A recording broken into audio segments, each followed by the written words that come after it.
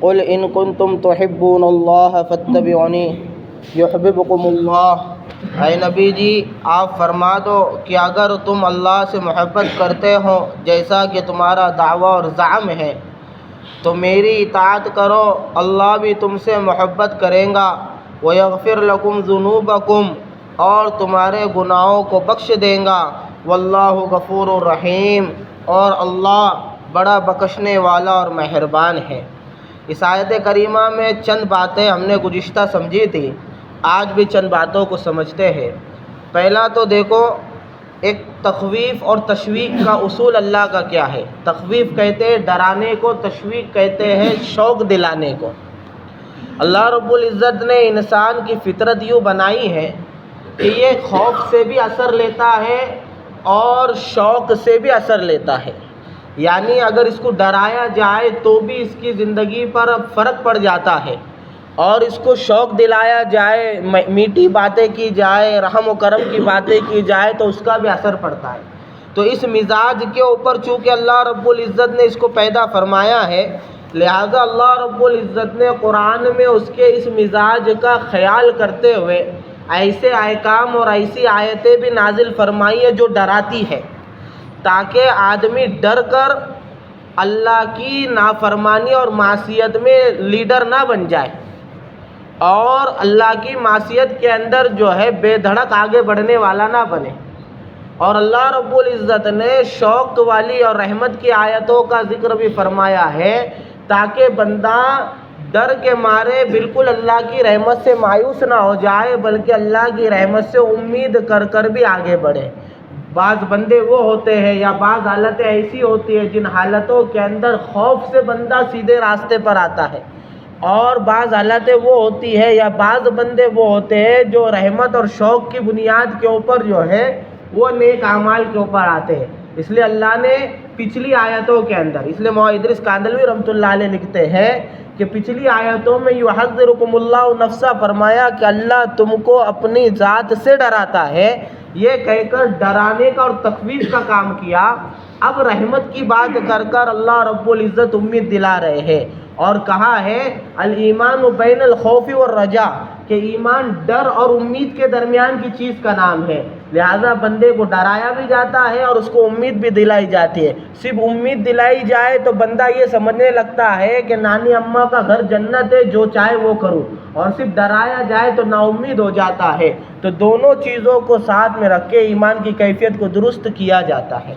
یہاں سے مفسرین نے لکھا ہے کہ باطل کی طرف سے آنے والے اس سوال کا جواب بھی ہو جاتا ہے جو اسلام پہ یہ الزام لگاتے ہیں، خاص طور سے لبرل لوگ اور سیکولر لوگ جو الزام لگاتے ہیں کہ وہ اسلام میں بڑے سخت احکام ہیں، اسلام کے اندر بڑی جو ہے تاکیدیں ہیں اور بڑی قیودات ہے، اور نعوذ باللہ اسلام کا معاملہ ایسا ہے کہ ایک بادشاہ سخت گیر ہے، وہ کہتا ہے ایسا کرنا ہے تو کرو ورنہ مرو۔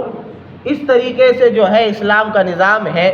اصل میں مفسرین نے لکھا ہے کہ یہ سیکولر لوگ جو ہے ان کے ذہن میں یہ بات جو آئی ہے اسلام کے تعلق سے، وہ یہود و نصارہ کو دیکھ کر آئی ہے۔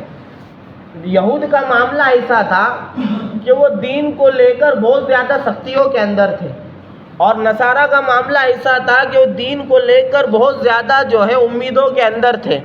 اعتدال والا معاملہ نہیں تھا، یہ نرمی میں آگے بڑھ چکے تھے اور یہود سختی میں آگے بڑھ چکے تھے۔ تو لوگوں کو ایسا لگتا تھا کہ دھرم کا معاملہ اور مذہب کا معاملہ ایسا ہی ہے کہ اس میں بہت زیادہ سختیاں ہوتی ہے۔ تو اس آیت کریمہ میں اللہ رب العزت نے محبت کی بات فرما کر اس سوال کا جواب بھی دے دیا کہ اللہ کا معاملہ ایسا نہیں ہے کہ صرف حاکم کی طرح حکم دیتا ہے، حالانکہ بالکل حق ہے اس کا کہ حاکم کی طرح حکم دے، لیکن اللہ حکیمانہ انداز بھی اپناتا ہے اور مشفقانہ انداز بھی اپناتا ہے، اور بندوں کو سمجھاتا ہے کہ تم یہ معاملہ کر لو تو اللہ کے محبوب بن جاؤ گے، اللہ تم پر رحم کرنے والا بن جائے گا۔ دوسری بات جو سمجھنی ہے وہ یہ ہے، علامہ قاسم نانوتوی رحمۃ اللہ علیہ نے لکھا ہے کہ اس آیت کریمہ سے محمد عربی صلی اللہ علیہ وسلم کی عصمت ثابت ہوتی ہے۔ عصمت انبیاء یہ ایک خاص عقیدہ ہے ہمارا۔ عقیدہ کیا ہے؟ عصمت کسے کہتے ہیں؟ عصمت کہتے ہیں نبی اور انبیاء کی معصومیت۔ اس کا خلاصہ یہ ہے کہ ہر نبی ہر گناہ سے پاک ہوتا ہے، نبوت ملنے کے بعد بھی، نبوت ملنے سے پہلے بھی، یہاں تک کہ بچپن سے تو اپنی عمر پورا کرنے تک نبی ہر گناہ سے جو ہے پاک ہوتا ہے۔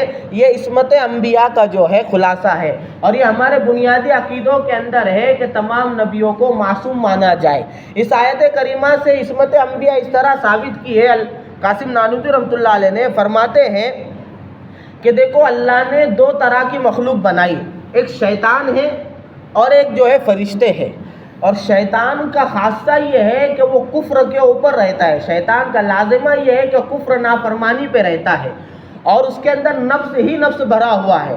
اور دوسرے ملائکہ اور فرشتے ہیں کہ ان کی شان یہ ہے کہ یہ فرما برداری اور اطاعت پہ رہتے ہیں۔ اس لیے قرآن فرشتوں کی شان یوں بیان کرتا ہے، لا یعصون اللہ، کہ فرشتے اللہ کی معصیت اور نافرمانی نہیں کرتے ہیں، وَيَفْعَلُونَ مَا يُؤْمَرُ، اور ان کو جب بھی جو حکم دیا جاتا ہے وہ اس کو پورا کرتے ہیں۔ لیکن اللہ نے انسان کو ایسا بنایا ہے کہ شیطان والا نفس کی خاصیت بھی اس کے اندر ہے، فَأَلْهَمَهَا فُجُورَهَا وَتَقْوَاهَا، کہ اللہ نے اس میں فجور بھی رکھ دیا، گناہ کا مادہ بھی رکھا، اور تقویٰ کا اور اللہ کے ڈر کا مادہ بھی رکھا۔ تو ملائکہ والی صفت بھی اس میں ہے، اور جو ہے شیطان والا وصف بھی اس کے اندر ہے۔ تو شیطان والے وصف کا تقاضا گناہ کی طرف لے جاتا ہے، اور فرشتوں والی صفت کا تقاضا نیکی کی طرف لے جاتا ہے۔ اب جب نبی کریم صلی اللہ علیہ وسلم کو دیکھا جائے تو اللہ کے نبی صلی اللہ علیہ وسلم بھی بشر ہے، انسان ہے، اور انبیاء بھی بشر اور انسان ہے۔ اس لیے علماء نے لکھا ہے کہ انبیاء کے اندر نفس تو ضرور ہے، جیسے حضرت یوسف علیہ السلام نے کہا تھا وما ابرئ نفسی، کہ میں نفس سے اپنے آپ کو بری نہیں بتاتا ہوں۔ لیکن اللہ رب العزت نے انبیاء اکرام علیہ الصلوۃ والسلام کی ایسی تربیت کی ہوئی ہوتی ہے، اور ایسا معاملہ اور ایسی ترتیب اللہ نے نبیوں کی قائم کی ہوتی ہے کہ نفس ہونے کے باوجود نبوت ملنے سے پہلے بھی اور نبوت ملنے کے بعد بھی کبھی ان کو گناہ کا مادہ ان کا جوش نہیں مارتا ہے، اور وہ گناہ کی طرف آتے نہیں ہے۔ ایسی ہی شخصیت ہو سکتی ہے جس کے ہر عمل کی اتباع کا حکم دیا جائے۔ لہذا اللہ نے کہا نا فاتبعونی، کہ محمد عربی صلی اللہ علیہ وسلم کی اطاعت کرو۔ تو اطاعت اسی شخص کی جا سکتی ہے جس کا ہر عمل خیر ہو۔ تو اللہ کے نبی صلی اللہ علیہ وسلم کے ہر عمل کی اطاعت کرنے کا اللہ نے حکم دیا ہے۔ اس کے اندر یہ بات چھپی ہوئی ہے کہ نبی 100% معصوم ہے، اس لیے کہ اللہ اپنے پاک کلام کے اندر گناہ کے کاموں کا اطاعت کا حکم نہیں دیتا اور نہیں دے سکتا ہے۔ ورنہ قرآن تو جس طرح سے ہدایت کی کتاب ہے اس طرح سے شر کی کتاب بھی ہو جائیں گی اگر اللہ گناہ کی اطاعت کا حکم دے گا۔ اور اللہ نے نبی کی کامل اطاعت کا حکم دیا تو پتہ یہ چلا کہ نبی سے کبھی گناہ ہوتا نہیں ہے۔ تو اس سے محمد عربی صلی اللہ علیہ وسلم کی عصمت ثابت ہوتی ہے۔ دوسری طرف اللہ رب العزت نے اللہ کے نبی کو حکم دیا ہے کہ تم اپنے سابق انبیاء کی پیروی کرو۔ تو اللہ کے نبی صلی اللہ علیہ وسلم جب معصوم ہے اور آپ کی اطاعت ساری مخلوق کو، ساری امت کو کرنا ہے، اور اللہ کے نبی کو جن ذاتوں کے اطاعت کا حکم دیا جا رہا ہے، اگر ان کے اندر گناہ کا مادہ ہوتا تو پھر نعوذ باللہ اللہ کے نبی کو گناہ کی اطاعت کا حکم دینا لازم آتا۔ اس سے یہ بات ثابت ہوتی ہے کہ انبیاء کرام سے بھی کبھی کوئی گناہ ہوتا نہیں ہے۔ اس لیے اہل سنت والجماعت کا متفق علیہ مسئلہ یہ ہے کہ تمام انبیاء کرام علیہ الصلوۃ والسلام یہ معصوم ہے۔ معصوم ہونے کا مختصر مطلب یہ ہے کہ پیدا ہونے سے لے کر تو موت تک ان سے کبھی کوئی گناہ نہیں ہوتا ہے۔ اب ایک آخری مسئلہ یہ سمجھو، بچہ بھی معصوم ہوتا ہے، انبیاء بھی معصوم ہے۔ اب بچے کی عصمت میں، سبھی بولے تو بچہ کی عصمت میں اور نبی کی عصمت میں کیا فرق ہے، معصومیت میں کیا فرق ہے؟ تو نبی کی معصومیت اللہ کی طرف سے خصوصی انعام ایسا ہوتا ہے کہ نفس ہونے کے باوجود موت تک پوری زندگی کبھی کوئی گناہ ان سے صادر نہیں ہوتا ہے۔ اور بچے کی معصومیت جو ہے بلوغت تک محفوظ رہتی ہے۔ بلوغت کے بعد چونکہ اس کا نفس قوی ہو جاتا ہے، اس کے بعد پھر اس سے گناہ صادر ہونا شروع ہو جاتے ہیں۔